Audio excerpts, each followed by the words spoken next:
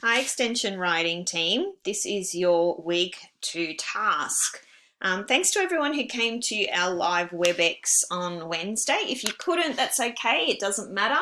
But it was great to see so many of you there, and it was a really worthwhile class because we got to share some of our alleyway pieces of writing and get feedback, not only from me, but from other people in the group to really improve your writing and really stretch yourself to get your writing to be the best that it can be. Following on from what we did last week, we have a very similar sort of learning intentions and sort of framework, just using a different stimulus. So what we're going to do is our learning intention is to use imagery to create images in the mind of your reader. So you know that when you're doing reading and you visualize, you are creating images in your mind about what you're hearing and what you're reading, and your mind is making a movie and thinking about what you're listening to. That's what we do when we're reading someone else's writing. We form those images in our mind. But if we are the writer, if we are the author, we need to make sure that when our readers read our work that they are able to visualize, and we're providing them with enough information and enough sort of intention with our writing to make sure that that our audience are able to form pictures in their minds. So we're going to do that by using figurative and metaphorical language to engage the reader through all their senses, and we'll talk about that over the next couple of slides. And we're going to use language which helps the audience visualize the scene and empathize with the characters. Okay, so one of the strategies that we're going to use in our session this week is show not tell.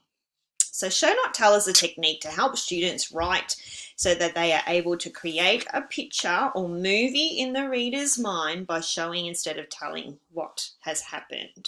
You can do this by using action, by using dialogues, by using the character's internal thoughts or monologue, and descriptive and sensory details. So what does all of that mean? Let's go through it slowly, talking about each one.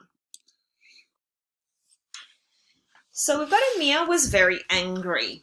That's the image that we want to portray in the reader's mind. Now, if we just tell the audience they're angry, it makes for very boring writing. And we haven't given the reader a chance to form any images in their mind. We've just directly stated exactly what's happening. But good writing doesn't always work like that.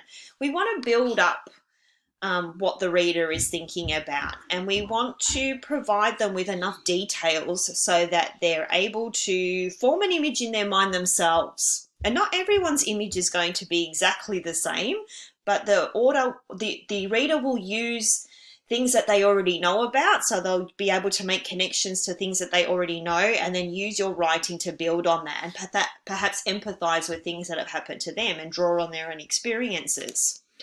So instead of just saying that the character was angry, which is very basic sort of writing, you could give it an action. So you could add some action to it.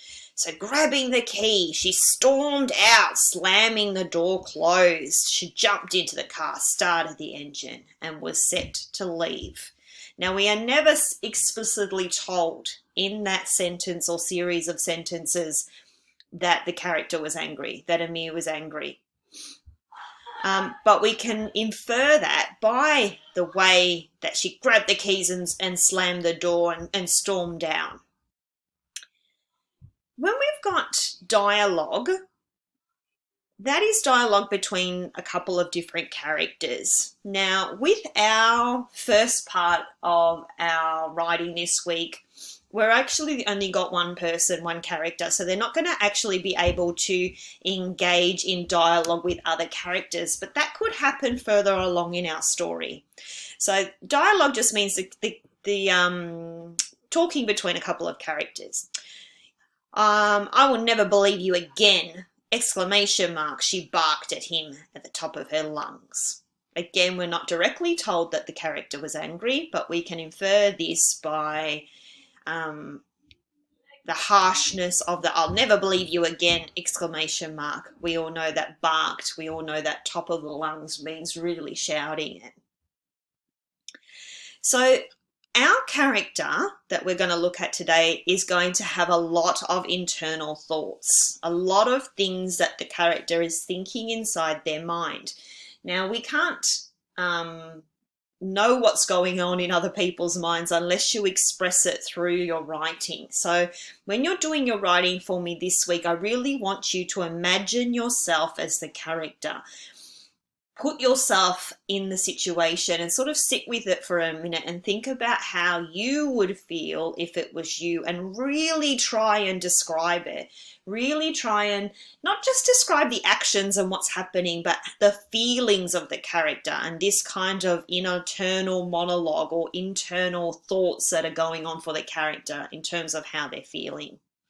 Now, this is what we did with our alleyway. We used descriptive sensory details. So you have already had a chance to do this, and I want you to do it again and really think about your intentional language choices.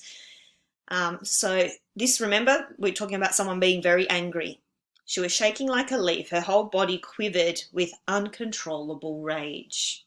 Salty, warm tears streamed down her soft, pale cheeks, only stopping when she reached her swollen, dry lips. Her foot stomped on the ground on the small accelerator, tires squealing as she sped away, leaving an odor of burnt rubber lingering in the air. So it continues with the action, but makes it a lot more descriptive and really connects to all the senses, like we tried to do with our alleyway, talking about what were we looking at, what can we see, what can we hear, what can we feel with our character. So rather than using direct language and saying, I felt sad, I felt lost, really think about what language you're going to use. And remember, we'll share on Wednesday, and even if you just have a go, I want you to come to the session with something to share. Don't feel shy, don't feel embarrassed. It's really a great chance to get feedback from me and get feedback from everybody else in the group. And we'll tell you what we love about the writing too. All right, so we want to show, not tell. So you can't click on this particular screen. I've got this here just to show you. But what I want you to do, and I'll share you the link, is to watch this 4-minute video from the 2016 movie called Lion.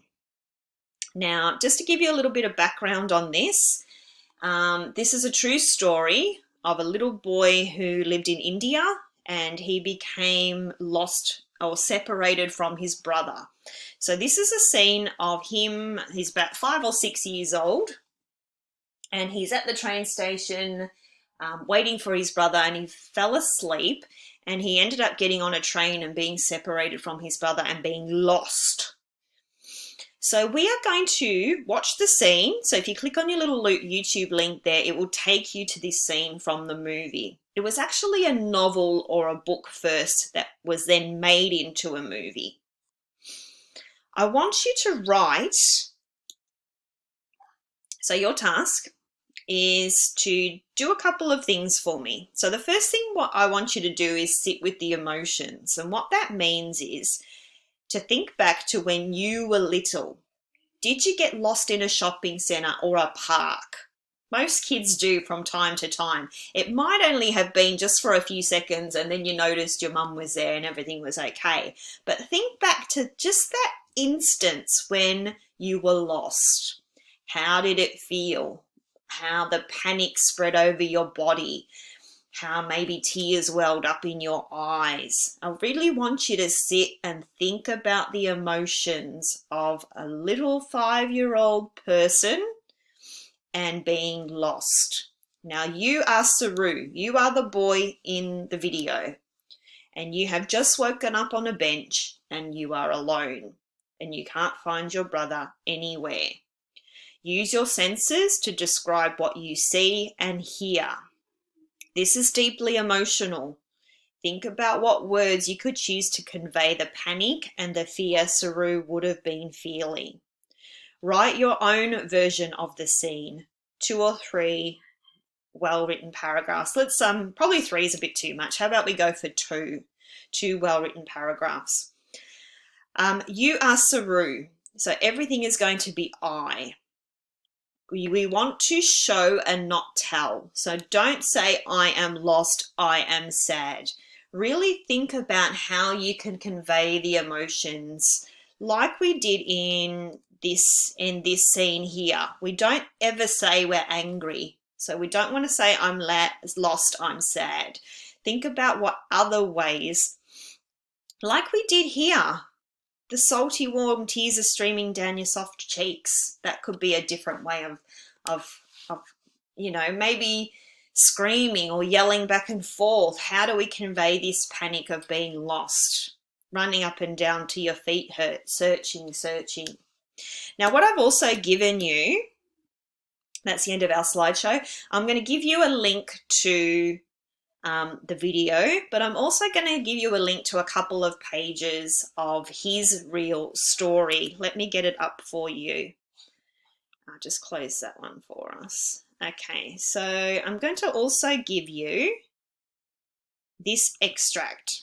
Now, it's very long. You don't have to read it all. The only reason I'm giving it to you is because this is Saru's real story of what he's written and how he felt to be lost. So it might give you a little bit of an insight into how he was feeling. This is talking about how he eventually found his parents again. Have a listen to this. The door, its hinges broken, is so much smaller than I remember as a child. Now I wouldn't have to bend to fit through it. There's no point in knocking. Through the window, as well as some small gaps in the familiar crumbling brick, I can see into the tiny room my family shared, the ceiling only a little higher than my head. This was my worst fear, so paralyzing that I suppressed it almost completely. That once I finally found my home, after years of searching, my family wouldn't be in it. Not for the first time in my life, I'm lost and I don't know what to do.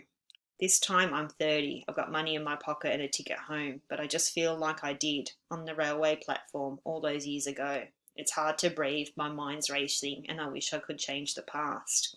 So this is talking about when he eventually arrived back in India 30 years later and found his mum and siblings again.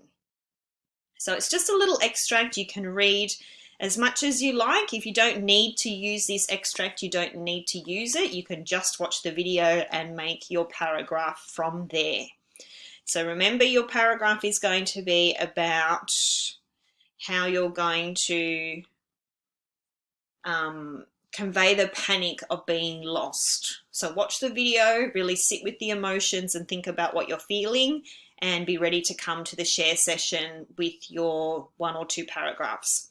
Now, I've got a meeting on Wednesday, so we're not going to be able to meet on Wednesday. So just keep an eye out in Seesaw. I'm pretty sure I'm going to do it on a Thursday instead.